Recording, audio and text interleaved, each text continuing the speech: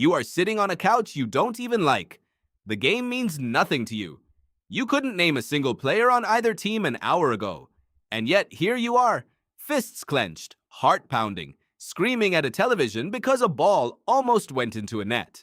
You tell yourself it's just sports. But the real answer is far stranger. Your brain isn't watching a game. It's running a survival simulation it has run for 200,000 years. And the World Cup just happens to be the most convincing version of that simulation humans have ever built. Start with the obvious question, why does a stranger kicking a ball make your heart rate spike? In 2008, researchers at the University of Geneva strapped heart monitors and skin sensors onto fans watching a World Cup match. They weren't tracking enjoyment, they were tracking stress. What they found was that fans showed physiological stress responses nearly identical to people facing real physical danger. Cortisol spiked. Heart rate variability dropped. The body responded as if something was actually at stake. Nothing was at stake. Nobody's life depended on the outcome. But the body didn't get that memo. Here's why. Your nervous system evolved long before nations existed, long before stadiums existed, long before anyone agreed on the rules of a game played with feet. It evolved to track one thing above all else. Is my group winning or losing against a rival group? Think about what that question actually demanded of your ancestors. It wasn't an abstract curiosity. It was a constant low-grade calculation running in the background of every single day. Which group controls this water source? Which group has more warriors?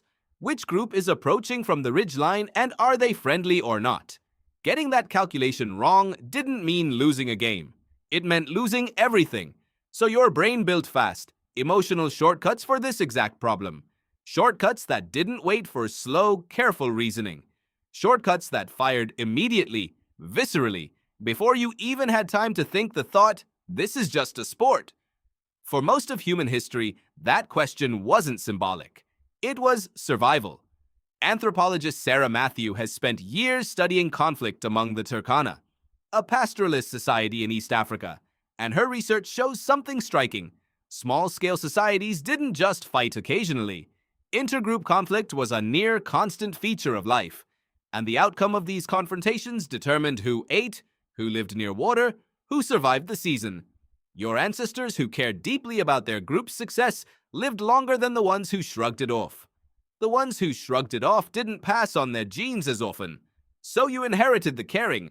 You just inherited it without the war. Now here's the strange part. Your brain cannot tell the difference between an actual rival group and a temporary, completely fictional one. Psychologist Henry Tajfel proved this back in 1971 with an experiment that still unsettles people today.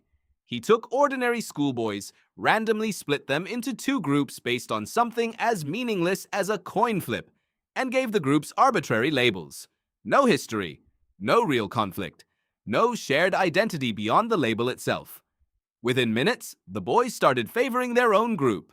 They allocated more rewards to members of their own team and fewer to the other team, even when there was no personal benefit to doing so. Tajfel called this minimal group paradigm, and it revealed something uncomfortable. Your brain doesn't need a real reason to form an us and a them. It just needs a label. A jersey is a label. A flag is a label. A national anthem playing before kickoff is your brain being handed a label and told, this is your tribe now. Defend it. This is why you can watch a country you've never visited, speaking a language you don't understand, and still feel a surge of something like loyalty the moment they pull on their colors. You are not choosing to care. Your ancient tribal circuitry is doing what it has always done. It is sorting the world into allies and threats, and the World Cup gives it 64 games worth of opportunities to do exactly that. What's remarkable is how little resistance your rational mind puts up. You know, intellectually, that the players were not selected because they represent some deep essence of your nationhood. Most of them were chosen through youth academies, scouting networks, and contracts signed in entirely different countries. Some may not have grown up anywhere near the place they're representing. None of that matters once the anthem starts. The label has already been applied, and your brain has already filed these 11 strangers under us. Later, social identity research pushed Tajfel's findings even further. Studies found that people don't just favor their own group when resources are involved. They feel genuine distress when their group loses status, even in contests as trivial as a coin flip team assignment in a laboratory. Losing isn't just disappointing, it registers faintly as a threat to your own standing. Your brain quietly asks, if my group is weaker, am I weaker too? This is why a loss in a World Cup match can leave you irritable for the rest of the day over something that, by any rational measure, changed nothing about your actual life. Your job is the same. Your relationships are the same. Your bank account is the same. But some old part of your brain has logged a tribal defeat, and it does not update its mood instantly just because you remind it that none of this was real. But the World Cup isn't just tapping into tribalism, it's tapping into something even older and more physical: synchrony. When thousands of strangers in a stadium chant the same words, clap the same rhythm, rise to their feet at the same instant, something measurable happens in their bodies. Researcher Bronwyn Tarr has studied synchronized movement extensively, and her work shows that moving in time with others triggers the release of endorphins, the same brain chemicals involved in pain relief and pleasure. Synchrony doesn't just feel good. It chemically bonds people together, even strangers who will never speak to each other. Think about what a stadium actually is for a moment. Tens of thousands of people, most of whom share no blood relation, no shared history, no future obligation to each other, and yet for 90 minutes they move as one organism. They gasp together. They erupt together. They fall silent together. Humans were doing this long before soccer existed. War dances, religious chanting, ritual drumming around a fire. Anthropologists have long noted that synchronized group ritual appears across nearly every documented human culture, often used specifically to bond groups before high-stakes events like hunts or battles. Your ancestors didn't invent stadium chanting, they invented the underlying mechanism. The World Cup simply built a stadium around it and added floodlights. Consider the wave, a simple, almost embarrassing ritual where a crowd of thousands stands up in sequence, one section after another, arms raised, for absolutely no functional reason at all. It doesn't improve anyone's view. It doesn't help the players. It accomplishes nothing measurable except one thing. For a few seconds, tens of thousands of strangers move as a single, unified body. That sensation, the feeling of being part of something larger than yourself, is not a side effect of the World Cup experience. For many people, it is the experience. This is also why watching a match alone on your couch never quite matches watching it in a packed bar or a stadium. Researchers studying crowd emotion have repeatedly found that emotional responses intensify in groups, not because the event itself changes, but because each person's reaction amplifies everyone else's. A gasp becomes louder when 100 other people gasp at the same instant. Your nervous system isn't just responding to the game anymore, it's responding to the room. So now you have two ancient systems firing at once: tribal identity, telling you who to defend; physical synchrony, bonding you to strangers who happen to be wearing your colors. But there's a third ingredient, and it might be the most addictive one of all: uncertainty. Why do you remember the games that went to penalties far more vividly than the ones your team won easily? Neuroscientist Wolfram Schultz discovered something decades ago studying dopamine that completely reshaped how scientists understand motivation. Dopamine isn't released simply when you get a reward. It spikes hardest when an outcome is uncertain. A guaranteed win produces a small dopamine response. A 50-50 outcome, one that could go either way until the very last second, produces the largest dopamine response of all.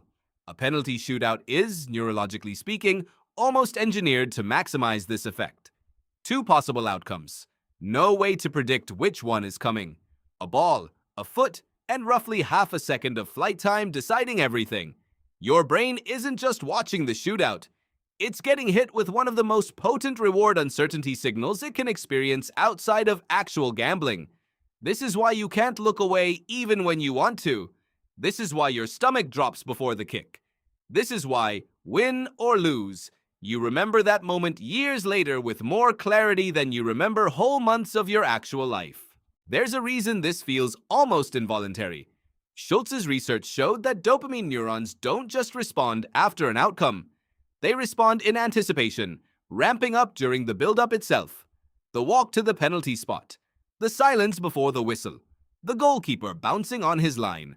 Your brain is flooding itself with anticipatory dopamine before anything has even happened, which is precisely why the moment feels almost unbearable to sit through.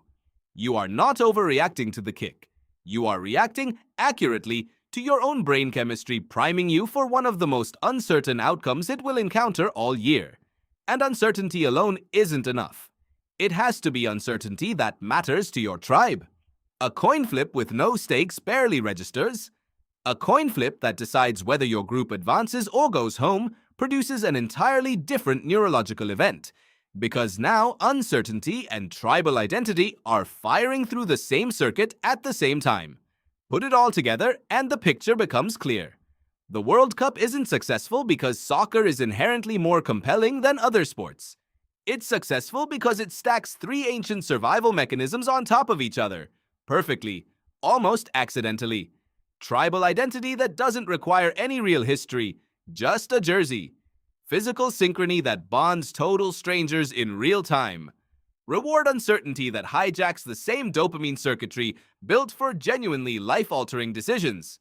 None of this requires you to understand the offside rule. None of this requires you to have grown up watching the sport. It only requires a brain built by 200,000 years of group survival, dropped into a stadium surrounded by people wearing the same color as you. So the next time you find yourself standing, screaming, heart-hammering over a game you swore you didn't care about, understand what's actually happening. You're not being irrational. You're not being swept up by nothing. You're a 200,000-year-old survival machine, finally getting to do the one thing it was built to do. And for 90 minutes, with the whole world watching the same ball, you are not sitting on a couch you don't even like. You are, for the first time in longer than you can remember, exactly where your ancestors spent their entire lives trying to be, inside a tribe that's winning.